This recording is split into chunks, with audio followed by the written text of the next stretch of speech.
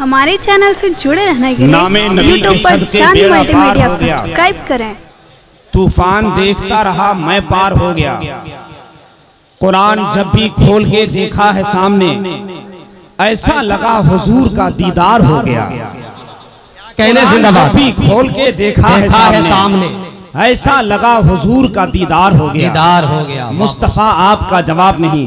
क्या कहने इस मक्ते और मिसरे तरह पर बहुत उम्दा कलाम पढ़ा हमारे बड़े भाई मोहतरम फैसल गयावी साहब। यकीन जानिए जिस अंदाज से पढ़ा है आपने मोहब्बतों का रिस्पॉन्स नहीं पेश किया। नात मुस्तफा की नात है और आशिक जब नबी की नात सुने तो मचलना जरूरी होता है। ले आइए, ये कदमी चौक है क्या है? अच्छा ठीक, आइए तशरीफ लाइए जी।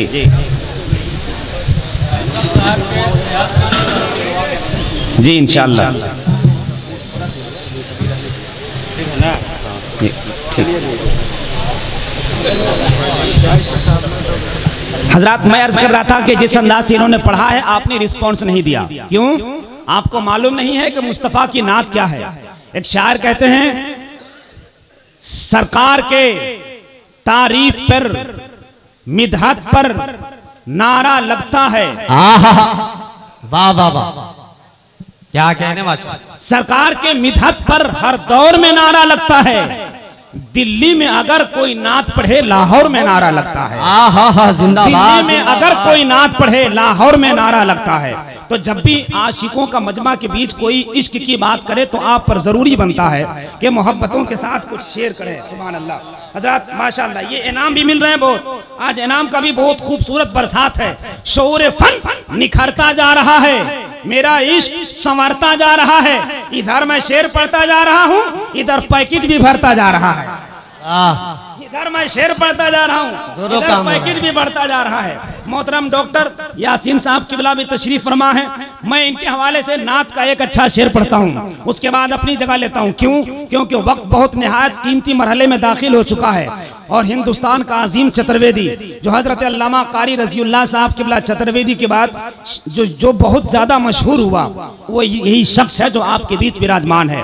हिंदुस्तान के बहुत बड़े बड़े इजलास में कामयाबियों की जीनत की रीढ़ की हड्डी बनने वाला हजरत अल्लामा अलाउद्दीन साहब किबला चतुर्वेदी जी महान की आमद है। मैं इनको पेश करूंगा। हजरत आज बहुत कीमती लिबास पहनकर आए हैं। कभी कभी कुछ जलसों में तो इतना जबरदस्त जब्बा लगा के आते हैं, लगता है 13 मीटर का बनवाए हुए हैं। ईद में इन्होंने एक दर्जी को बुलवाया था, कहा कि आके नापी ले लो, कुर्ते की कीमत क्या है, तुम्हारी सिलाई का फीस कितना है। तो सिलाई मास्टर ने कहा कि 200 रुपया हम हर कुर्ते के पीछे लेते हैं। तो हजरत ने फरमाया आके नाप ले लो।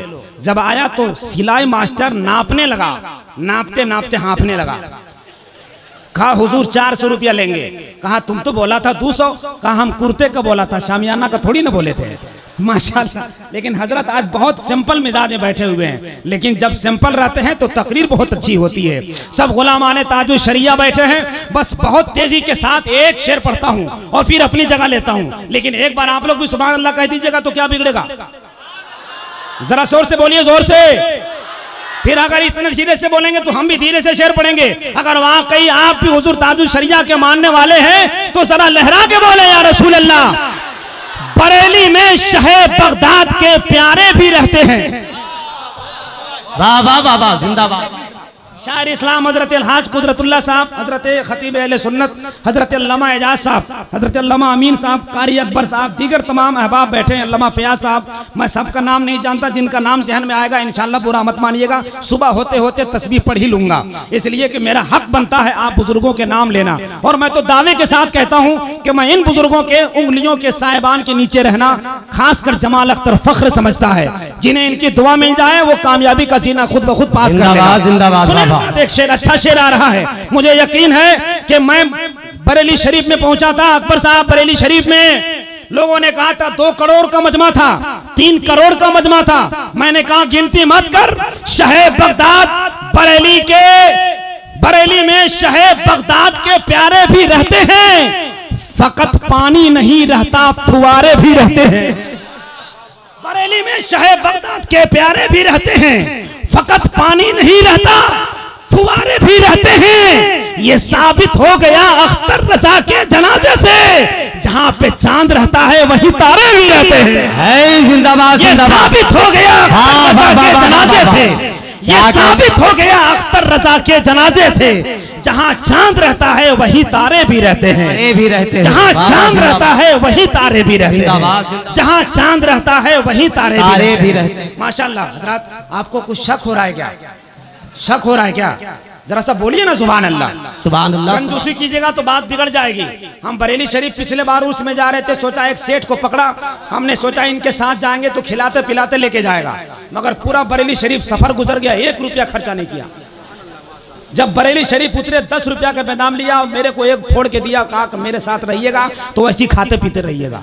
समझ ये जुल्म है कि नहीं? बताइए। इतना अच्छा आप शेर पढ़ दे, उसके बाद भी मजमा खामोश है। अरे हुजूर ताजुश शरिया के नाम पे तो आपको लहक के बोल जाना चाहिए। कहते हैं जरा या रसूल अल्लाह।